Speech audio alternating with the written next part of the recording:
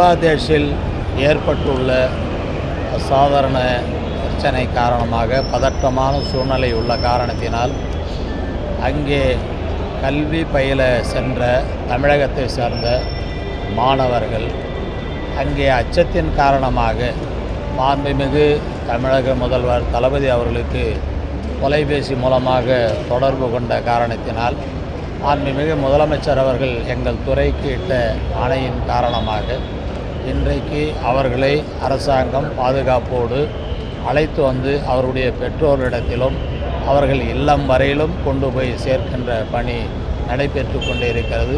நேற்றைக்கு 49 மாணவ செல்வங்கள் வந்தார்கள். இன்றைக்கு 82 பேர் வருகிற நிலை இருக்கிறது. இந்த காலகட்டத்தில் இப்பொழுது 26 மாணவர்கள் வந்திருக்கிறார்கள். இவர்கள் பல்வேறு மாவட்டங்களை சார்ந்தவர்கள். விழுப்புரம், திருவண்ணாமலை, கிருஷ்ணகிரி, சேலம், தருமபுரி போன்ற சென்னை, செங்கல்பட்டு போன்ற பல்வேறு மாவட்டங்களை சார்ந்தவர்கள். தொடர்ந்து இன்று இரவு வரையிலும் அந்த மாணவர்கள் தொடர் விமானத்தில் வந்து கொண்டு இருக்கிற சூழ்நிலை இருக்கிறது.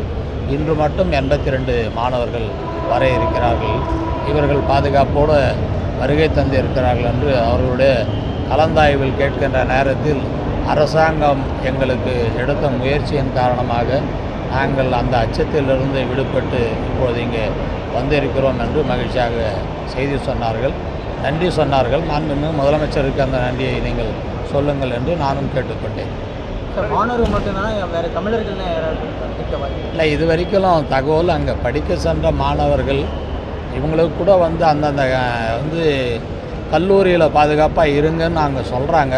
இருந்தாலும் அங்கே நடக்கிற சூழ்நிலையால் அந்த அச்சத்தின் காரணமாக இவங்க வர்றதுக்காக தாயகம் வர்றதுக்காக விரும்பிய காரணத்தினால் இவங்களுக்கு அழைச்சிட்டு வந்திருக்கோம். சில மாணவர்கள் நாங்கள் பாதுகாப்போடு இருக்கிறோம், இங்கே இருக்கிறோம், தேவைப்பட்டால் சொல்கிறேன்னு சொல்கிறாங்க. அதையும் கடந்து மற்றவர்கள் யாரும் எங்களிடத்தில் தொடர்பு கொள்ளவில்லை. தொடர்பு கொண்டால் அவர்களையும் பாதுகாப்போடு அழைத்து வருகிற பணி நம்முடைய முதலமைச்சர் சார்பாக செயல்படுத்தப்படும். உங்களுக்கும் செய்தி அது கிடைத்தால் நீங்களும் அந்த தகவலை பரிமாறிக்கொள்ளுங்கள். உடனடியாக அதை உதவி செய்வதற்கு தமிழக அரசு தயாராக உள்ளது.